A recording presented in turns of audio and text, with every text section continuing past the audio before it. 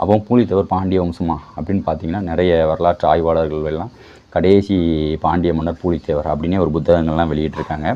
அதே மாதிரி பூலித்தேவரோட முன்னோர்கள் பார்த்திங்கன்னா கிட்டத்தட்ட பாண்டியர்களோட ஆட்சி காலமான 11, 12ஆம் நூற்றாண்டுகளில் இருந்தே ஆட்சி பண்ணிட்டு வராங்க.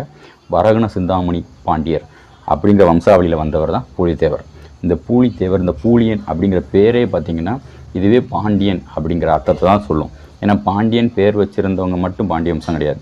ஏன்னா அந்த பாண்டியன் அப்படிங்கிற பொருள் படக்கூடிய நிறைய பேர்களை அவங்க யூஸ் பண்ணியிருக்காங்க. தமிழில் ஒரு பெயருக்கு நிறையலுக்கு ஒரே மாதிரியான அர்த்தங்கள் தமிழில் இருக்குது. அதே மாதிரி பூலியன், மாறன், பாண்டியன், மறவன் இது எல்லாமே பார்த்திங்கன்னா பாண்டியர் அப்படிங்கிறது தான் குறிக்குது. இந்த மாறன் அப்படிங்கிற சொல்லே மறவர் அப்படிங்கிற பெயரோட ஒரு திரிவு தான் அப்படின்னும் வரலாற்று ஆய்வாளர்கள் எழுதி வச்சுருக்காங்க. மறவன் அப்படிங்கிற பேர் காளையை ஒத்த மறவன் அப்படிங்கிறதான் பாண்டியன் அப்படிங்கிற பொருளோட அர்த்தம் அப்படின்னு சொல்லி எழுதி வச்சுருக்காங்க. ஸோ பூலித்தேவர் கடைசி பாண்டியர் அப்படிங்கிறத கிட்டத்தட்ட ஓரளவுக்கு நம்மளால் உறுதிப்படுத்த முடியும்.